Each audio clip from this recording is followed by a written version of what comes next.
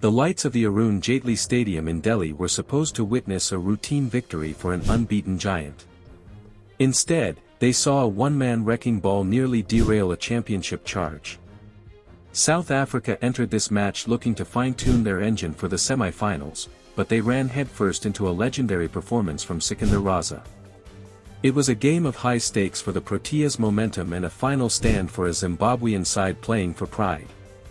Drama, pace, and individual brilliance, this was a Super 8 clash that delivered far more than a dead rubber label suggested. The toss went the way of Zimbabwe, and Captain Sikandar Raza didn't hesitate to opt for a bat. The plan was clear: set a target and put the undefeated Proteas under scoreboard pressure. However, the start was anything but ideal. The teenage sensation Kwena Maphaka made his presence felt immediately, cleaning up T20 World Cup with raw pace. When the reliable Brian Bennett fell for just 15, Zimbabwe looked to be staring at a collapse. That is when Sikandar Raza took total control. In a masterful display of T20 batting, Raza smashed 73 runs off just 43 deliveries. While the rest of the lineup struggled to find timing, Raza was operating on a different level, striking at nearly 170. He took a particular liking to the bowling of Corbin Bosch, taking 15 runs off a single over to shift the momentum.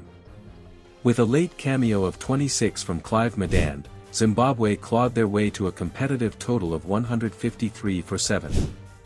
The South African bowling effort was a collective masterclass in variety. Kwena Maphaka finished with impressive figures of 2 for 21, eventually getting the big wicket of Raza with a clever off-cutter. Supporting him, Corbin Bosch picked up 2 wickets, while George Linda, Lungi Njiti, and Anrich Nortje each chipped in to keep the target within reach. The chase began with a shockwave. Sikandar Raza, not content with his batting heroics, opened the bowling and dismissed the dangerous Quinton de Kock for a duck on the very third ball. Minutes later, he deceived Aiden Markram with a stunning carom ball that shattered the stumps. At 14 for 2, the Proteas were reeling. Ryan Rickelton provided a scare when he was struck on the helmet by a Brad Evans bouncer, but after a lengthy concussion check, he responded by smashing 3 sixes in 5 balls before falling for 31. The middle order finally brought the calm.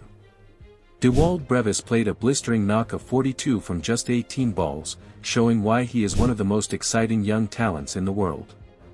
Alongside the veteran David Miller, they forged a 50-run partnership in just 25 balls. Despite a late wobble where Muzarabani removed Miller and Raza claimed his 3rd wicket by dismissing Brevis, South Africa showed their depth. They crossed the finish line in 17.5 overs, securing a 5-wicket victory and maintaining their perfect record.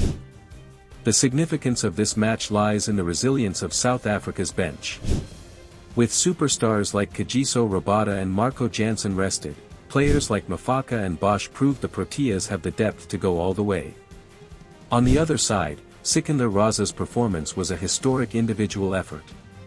To score 73 runs and take 3 for 29 against an undefeated side reaffirms his status as the world's top T20 all-rounder.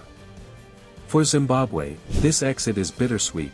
Their fielding improved drastically, and Blessing Muzarabani climbed to the number 2 spot on the tournament's top wicket-takers list, proving they belong on this stage. Before we wrap up the highlights of this Delhi thriller, we want to hear from you.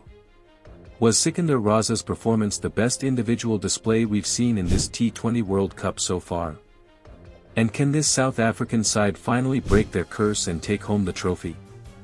Let us know your thoughts in the comments below. If you love deep dives into the world of cricket, make sure to hit that subscribe button and join the sports review community for more daily updates. South Africa marches on to Kolkata with an unblemished record, set to face New Zealand in a blockbuster semi-final. They've survived the scare, they've tested their depth, and they look ready for the knockouts.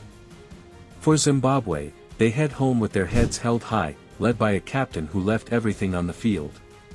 The Super 8s are drawing to a close, and the road to the trophy just got a lot more intense.